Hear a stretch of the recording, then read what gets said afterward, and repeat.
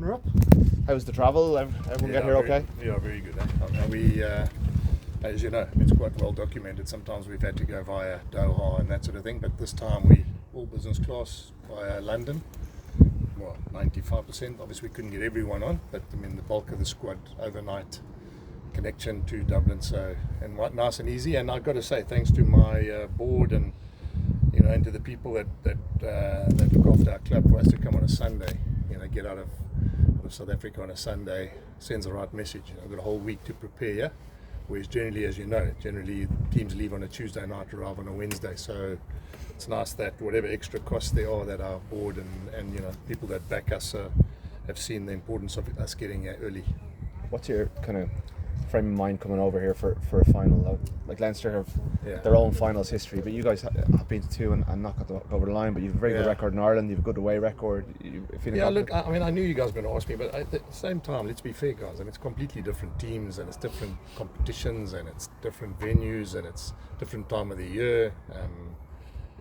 And I think you can't, people can look into so many things about, this team loses semis and this team loses finals and this team, a lot of Irish players who haven't, whatever. It's irrelevant. I mean, it doesn't make any difference to, I generally don't believe that any coach ever talks about what happened 20 years ago and you lost in a playoff for, I mean, this group of players have probably far exceeded the expectation of anybody in the last 4 years. I mean, to play 3 finals with our average age of our team in the last 4 years has been the youngest of most teams in the competition. Over and above that, the experience of international rugby compared to any other teams we've played. And you talk about the Glasgows, the Edinburghs, the Leinsters, the Munsters. I mean, they're laden with international players, and you guys would know the premium of what it's like to be an international player, play in front of big crowds, play in big stadiums, play in pressure situations is the thing that defines players that are good enough and not good enough. So I'm not for 1 minute saying that we're not how can I put it? We're not aware of the fact that we've had 3 finals, but we're also very aware of the fact that we've exceeded everything that anyone's ever expected, and we've probably batted above our weight for a long time. But hopefully this game will be the one where we will learn from the two other opportunities we had to win a competition like this. Coach, you've obviously had a difficult sort of month, as the entire South African rugby, mourning the loss of Cornell Hendricks. We've obviously seen you retiring the 14 jersey for the season, and obviously wearing his face on the back of your jerseys. Yeah. What's it going to feel like to represent him on Saturday? Yeah, he died on the 14th of May, and I think Saturday we play on the 14th of June. It's quite an ominous number, And quite funny enough, I mean, I was doing a bit of homework, and I read that bloody Sunday, I think 14 people died at Croke Park. It's quite amazing that the number 14 comes up, So there's a lot of nice, how can I put it, not obviously that, but the nice memories of Cornell that we will use as the number 14. And as I said, hopefully it'll be a fantastic day on the 14th of June for us as a club as well. Has that been a discussion within the group? The fact that it is Croke Park, there is a history there. And I have. I mean, you must understand, a lot of these boys weren't around, and they probably, haven't understood what the significance of Croke Park means in history. And I think, to be fair, if I'm really honest, I told them not to really comment or be sucked into anything that would lead anyone to read it the wrong way. I mean, obviously, everyone has a feeling about it, and I just said, but for us, the fact that it's the 14th of the month, the fact that just significantly 14 people. When I read it was when I opened up the sort of the piece, and I thought, gee, isn't it quite spooky? Died on the 14th of May. I think his son was born on the 14th of December. There's a lot of relevance. Number 14 not being used this weekend, and sometimes you need that. I mean, you guys from Ireland would understand. Look what Munster did in the time that they lost their coach, and how quickly that. All of a sudden, the reason why, and I use that as an example, just turned the way Munster became for that year. So stars are aligned. Hopefully, as I said, we will, we'll use that in our favour. One more from you, Coach. Obviously, Franco Smith mentioned on Saturday after the game that Leinster are 8 years ahead of everyone else in the URC. Yeah. Do you have any comments on those comments? Yeah, all I want to know is, Franco, how come they're 8 years ahead now, and last year they were next to them. So look, I mean, they are years ahead, guys. I mean, let's not kid ourselves. I watched a show last night against the Head, and some really insightful comments, and And then I heard that 13 British Lions, 12 guys going on the Irish tour in summer, 3 internationals. If you look at Barrett, Slimani and Erkes Neyman, and then you've got guys like Byrne and McGrath that weren't picked. So it's 30 guys in their squad that, they probably got more. Well, they do. They've probably got more Irish international caps than we've got URC games under our belt. So, that's the significant part. And, I don't know why Franco would say that. But, I don't know how he gets to 8 years. But I will tell you guys something, that there's no doubt that Leinster are the benchmark of what I do and how I prepare, and benchmark of what's happened at their club. I was thinking about the other day, we've had 3 Springbok coaches coach the Bulls, which is myself, John Williams and Heine Kameya. I would hate to know, and I haven't looked, and it's not for any other reason, but I wonder how many international coaches have coached Leinster. And I'm sure it's a lot more than 3. So if you look at that, it's not just the 8 year, it's just, I think Leinster have proven over the years how they recruit, how they play, the kind of, look at a guy like Leo Cullen. He's a fantastic role model for what Leinster's all about. He's captained them, he's coached them, he epitomizes Leinster, and so I'm not. I can only praise them and sing their praises based on the fact that there's a lot of teams that are trying to emulate what they've done and how they've done it and how they've gone about their business, because there's no doubt that they are the benchmark for me, of where we want to get to. What's been your impression of Leinster since you played them last? They've had a couple of very, very impressive wins, and they've also had a couple of really difficult performances and defeats. But as we all have, I think, to be fair. Glasgow, if you look at Glasgow, lost 5 games in a row, 4 games in a row before they won their 5th one, which is the quarter-final. We went through a patch where we also lost a couple of games. We were poor in Europe, in our European campaign. That's the nature of this competition, and you've got to get it right. I think, and I'm not, again, one of the messages I've said to the players, the most important thing about this comp is you need to play your best rugby in the last 3 weeks. And we haven't managed to do that in the 4 years. We've managed to play really well over a period of time, but we haven't managed to back up 3 performances in a row when we had our best. And that is, I suppose, that's the challenge for all these teams. Is you've got to have your best guys out. You've got to have them playing their best, and you've got to prepare them the best you can for those last 3 Saturdays. And have there been, in the 2 semi-final wins you've had against them, have there been recurring themes in those games about the things you've done right and the things you've been able to stop them doing? I suppose if they are, I'm going to share them with you on media. Why not? Come on. Your scrum will be an obvious one. You've had the upper hand in the scrum. Yeah, well, You've to got be the best fair, scrum in the competition. we didn't have that in year 1. So that's also, and we beat them without those same scrum guys. So, but it has been an element of a game which we try to improve, and you've all quite rightly said. There's no doubt that our scrum has taken significant strides in the last couple of seasons. And that's through personnel as well, which you would understand. Why would a guy like Rabbi Slimani be signed by Leinster? There's only one reason, is they see that as an area where they want to do, make sure they can improve. And a guy like Erkes Neyman comes along, and there's something in the middle of the scrum and the line out that they needed. And then you get Geordie Barrett, who is probably, and again, saying not without disrespect to Ringrose and Henshaw, just going to add something more to their game. And that's.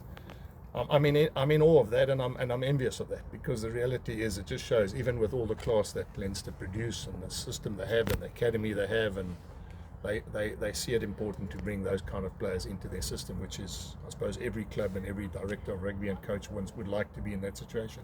Jay, can you give us just a quick injury update in the middle of all this? Yeah, so just Cameron Anakom is obviously got injured last week. He's the only guy that I'm talking from last week. The rest should be okay. We're sitting obviously with guys like Aldrich Lowe, been out for a while with that knee injury. Got a lock drawn for Mark, who had an Achilles operation during the season. But as I said, then we've got Gerard Steenkamp, our lucid proper plays for South Africa, is also not on this tour. So we're not full strength, but I also know that probably there's not a team at the back end of the competition in the last round that can ever say that they're at full strength. And if I could just ask you about an individual, David Kriel doesn't get on the URC Dream Team. He probably didn't play enough matches or whatever. But for us watching you on television a lot, he seems to be very influential. Can you just tell us a quick word about Well, I'm quite amazed you say he didn't play enough matches, because I think I'm probably under the pump now, because he's probably played. Well, I don't know why he's not on the Dream Team. He's probably played every game, and I've never taken him off, so he plays 80 minutes. Media vote. Okay, right. Media vote. It was a media vote. Okay. Sorry, I wasn't aware of that. So saying that, I will answer by saying I am really surprised that he's never picked up by people on how important he is. He's a I mean, he was a fullback as a youngster. He's played wing, he's played 13, he's played 12. He's kicked winning goals for us and winning kicks for us to win URC games, Leinster and Benetton this year.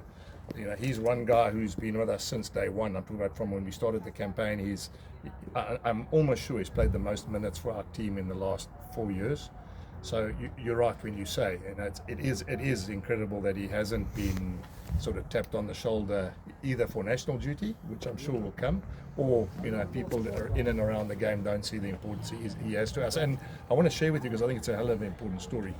When we played Leinster the very first time, we played them at Aviva Stadium. We lost 31-3. It was the opening game of the tournament. I remember standing and watching Henshaw warm up, and then I watched Frawley come out, and then I watched Ringrose come out, and I thought, the only guy that I know that is similar to these three is David Kriel, and at that stage he was playing wing. And then I decided that I'm going to move him closer to the ball, and it was based on the fact that opening game, when I saw the body shape and the skill sets of what Leinster had, he was the closest that I thought that I could get, and I'm so glad I did that, because there's no doubt, in these 4 years, you've seen the value of what he's like.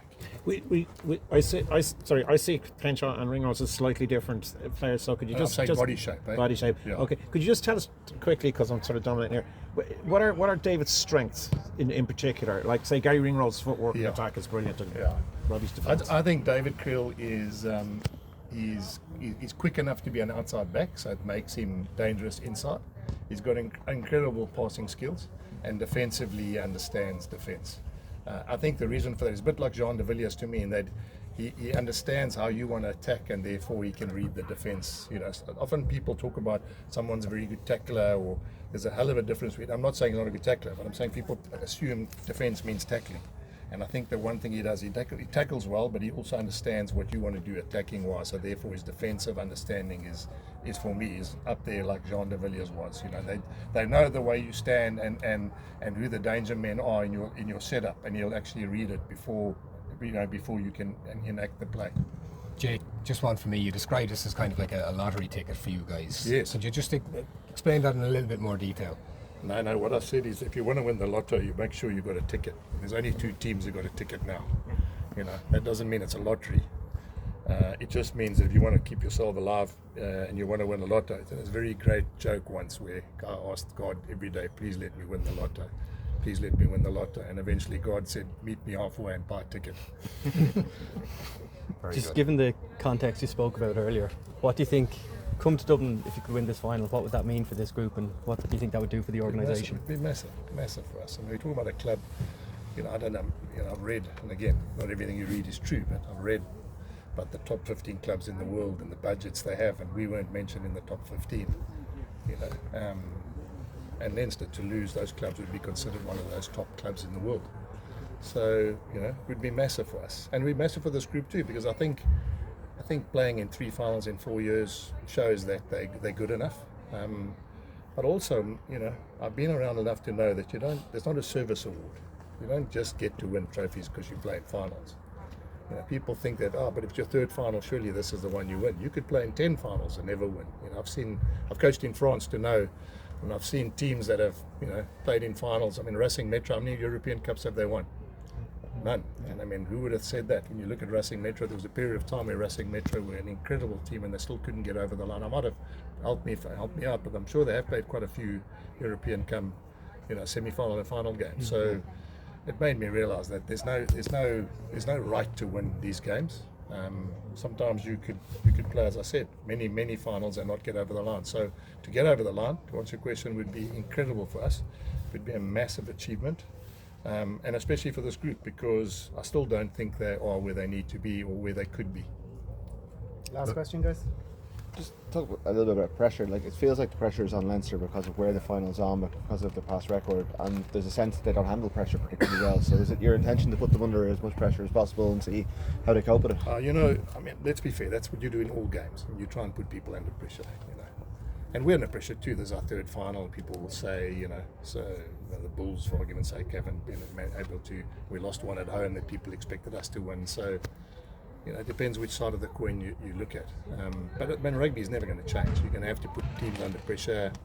They start well. You're going to make sure you catch up. You start well, they're going to make sure they catch up. So, I don't think it's they're a quality team, guys. I think, if I can really, I know you guys are harsh on them, and I read in between the lines, and yes, the expectation is, but they're still they're still a very, very well coached team, and they're still a very, very looked up to, how can I put it, a team that's revered by the teams in the competition. And if you want to win the comp, I've said it from day one when I saw them get the good start, 5 points, my message for the last 5 months is, if you think you're good enough to beat Leinster away, then you've got to win all these games to get to the final, which we've now done. And now the question I asked them this week is, you've said you're good enough to beat Leinster away, now let's see how good we are, So that's been coming for 4 months now, that our measure was, if you think you're good enough to beat Leinster, because it was inevitable this year they were going to get first place, because no one was going to catch them. I think at one point, like 20 points ahead. It is now, it's sort of now D-Day, it's D-Day for us. It's an opportunity to say or do what we said we could do, or believed we could do. Good. Thank you. Thanks, Jake. Enjoy the week. A bit more reading, male footballers in Croke Park is